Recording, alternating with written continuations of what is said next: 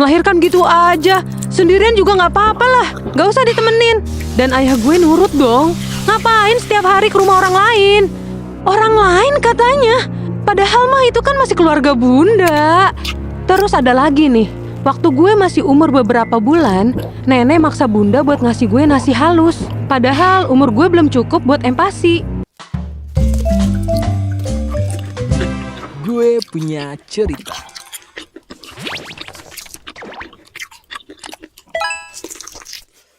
Peringatan, animasi ini dibuat dengan tujuan sharing pengalaman pribadi sang pengirim cerita. Dimohon untuk menghargai cerita tanpa menyudutkan beberapa pihak. Selamat menonton.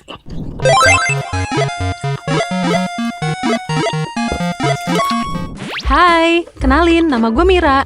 Di sini gue mau ceritain kisah yang dialamin sama bunda gue tentang perjalanannya yang punya suami dan mertua red flag. Ini drama banget deh pokoknya. Kalau kalian denger pasti ada gemes-gemesnya. Awal mula cerita ini dari ayah dan bunda yang nikah karena dijodohin. Dulu tuh sebelum mereka nikah, sebenarnya udah banyak banget tanda-tanda yang nunjukin kalau ayah gue itu red flag parah. Contohnya nih ya, pas waktu awal kenal, komunikasi mereka masih pakai SMS kan? Dan waktu itu malam tahun baru. Semua keluarga bunda gue lagi heboh tuh mau jalan-jalan. Sekalian nunggu kembang api tahun baruan. Nah, beberapa hari sebelumnya, ayah gue udah janjian sama bunda gue buat jalan berdua pas malam tahun baru. Semangat banget lah bunda gue tuh, sampai rela gak ikut sama keluarganya dan milih jalan buat sama ayah gue aja. Tapi ternyata, ayah gue malah ghosting, alias gak ada kabar sama sekali sampai tengah malam. Bunda gue yang nungguin di rumah, akhirnya ngeliat kembang api di rumah sendirian. Sementara semua orang di rumah udah keburu jalan-jalan semua. Singkat cerita, mereka tetap nikah lah tuh. Dari awal nikah, bunda tuh harus selalu stay di dapur, masak, cuci piring, cuci baju. Ya pokoknya ada aja deh yang disuruh sama nenek, alias ibu mertuanya bunda. Kayaknya kalau dia lihat bunda istirahat duduk bentar aja, dia gatel-gatel deh. Kayak ada aja yang disuruh.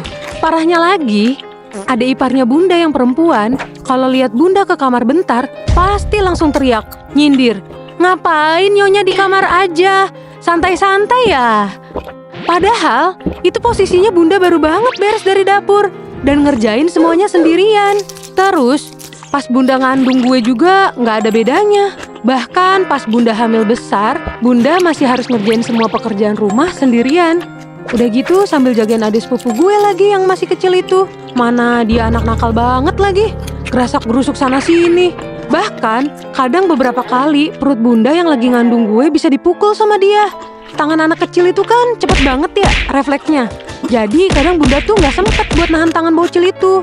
Bunda pas cerita, katanya bersyukur banget karena pas gue lahir, tubuh gue normal. Walaupun udah kena benturan keras dari abang sepupu gue. Belum lagi nenek gue yang selalu ngatur, otoriter. Dan kalau ada yang gak sesuai nih, pasti langsung nyindir-nyindir bunda.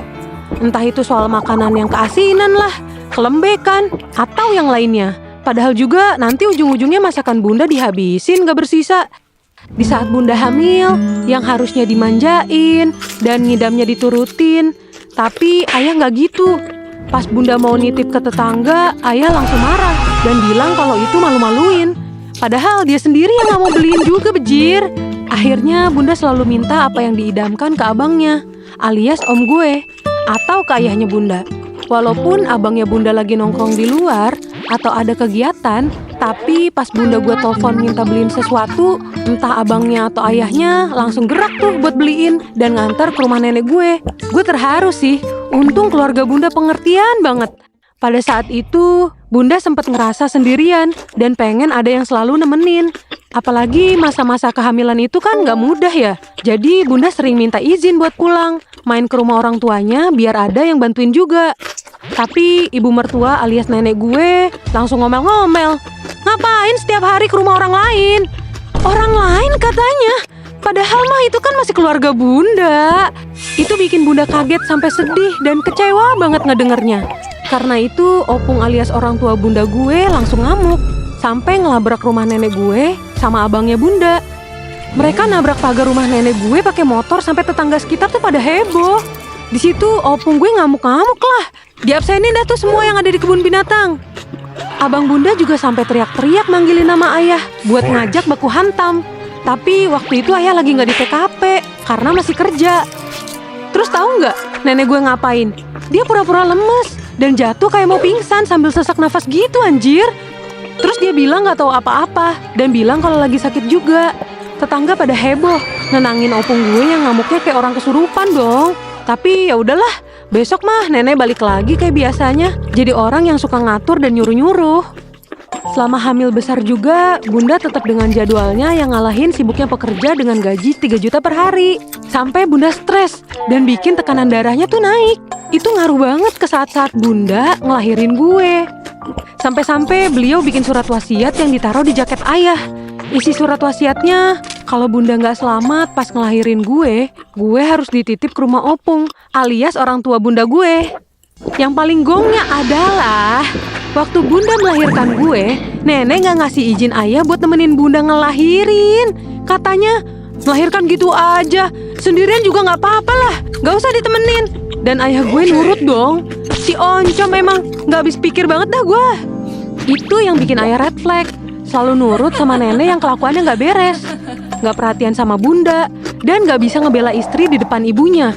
Padahal ayah yang bawa bunda ke keluarga itu. Ya walaupun dijodohin sih, tapi kan bunda cuma punya ayah di keluarga itu. Terus ada lagi nih, waktu gue masih umur beberapa bulan, nenek maksa bunda buat ngasih gue nasi halus. Padahal umur gue belum cukup buat empati.